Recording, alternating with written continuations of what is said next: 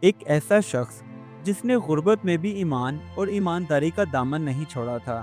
کریم موچی کے ہاتھ خالی تھے مگر دل مالا مال۔ اس نے نیکی کے بدلے دنیا کی عزت، شہر کا مقام اور لوگوں کی دعائیں حاصل کی تھیں۔ یہی سچ تھا، ایمان سب سے بڑا سونا ہے۔ ایک غریب موچی مٹی بھری گلی کے کنارے درخت کے نیچے بیٹھا پرانے ٹوٹے ہوئے اوزاروں سے جوتا جوڑ رہا تھا۔ اس کے ہاتھ محنت سے کھردرے ہو چکے تھے اور چہرہ تھکن سے بھرا ہوا تھا۔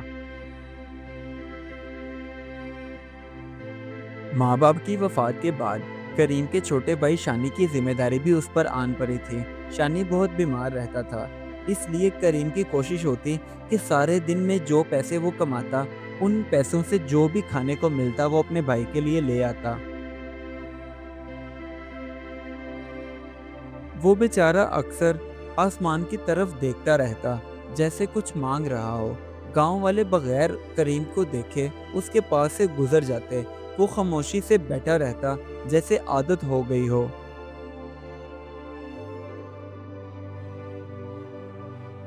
ایک دن ایک بوڑھا شخص کریم سے جوتے پالش کروانے کے بعد اس کے کام سے خوش ہو کر کچھ زیادہ پیسے دے رہا تھا، تو کریم نے منع کر دیا اور کہا، بابا جی، جو حق ہے وہی کافی ہے، باقی اللہ دے گا۔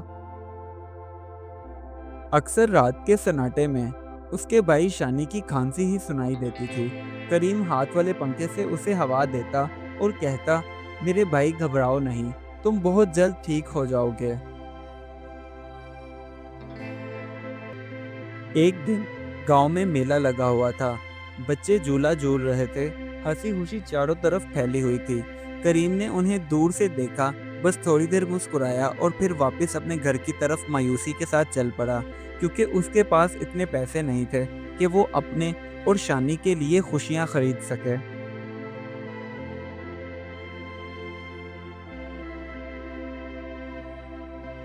ایک دن کریم اپنے کام پر جا رہا تھا تو زمیندار کے نوکر نے پرانے ٹوٹے ہوئے جوتے اس پر پھینکے۔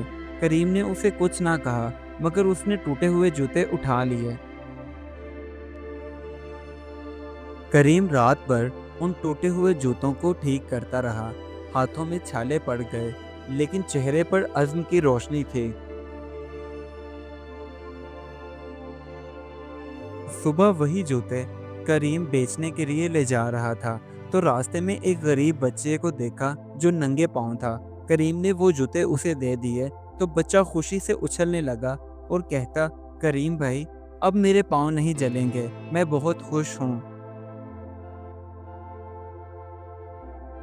اب گاؤں والے بھی کریم کے ہنر کو دیکھ کر حیران ہوتے۔ کچھ کہتے کمال کا کام کرتا ہے، کچھ تعریفیں کرتے تو کچھ اپنے جوتے لانے کا بھی سوچتے۔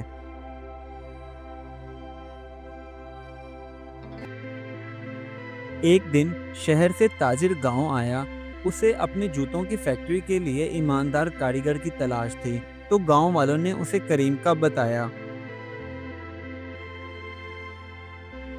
پہلے تو تاجر کریم کو خاموشی سے دیکھتا رہا، اس کے ہاتھوں کی صفائی، کریم کے انداز میں ایمانداری صاف نظر آ رہی تھی۔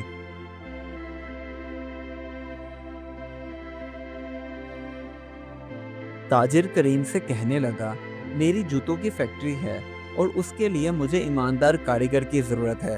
اگر تم میرے ساتھ چلو تو میں تمہیں کام بھی دوں گا اور گھر بھی۔ یہ سن کر کریم پہلے تو چونک گیا، پھر اسے اپنے بھائی کی بیماری یاد آئی تو اس نے حامی بھر لی۔ اگلے دن کریم نے شہر جانے کی تیاری کی، بھائی کو گلے لگایا اور اسے الوداع کہا۔ اس کے بعد ایک نئی امید کے ساتھ شہر روانہ ہو گیا۔ کریم صاف یونیفارم پہنے جوتوں کی فیکٹری میں کام کرنے لگا۔ اس کے چہرے پر اطمینان اور دل میں شکر تھا۔ چند سال گزر جانے کے بعد اب کریم کی خود کی جوتوں کی ایک دکان تھی۔ اس کہانی سے ہمیں یہ سبق ملتا ہے کہ انسان کی اصل دولت نہ روپیہ پیسہ ہے، نہ سونا چاندی، بلکہ اس کی ایمانداری، نیکی اور محنت ہے، کیونکہ ایمان سب سے بڑا سونا ہے۔ Do like my videos and don't forget to subscribe my YouTube channel. Also press the bell icon.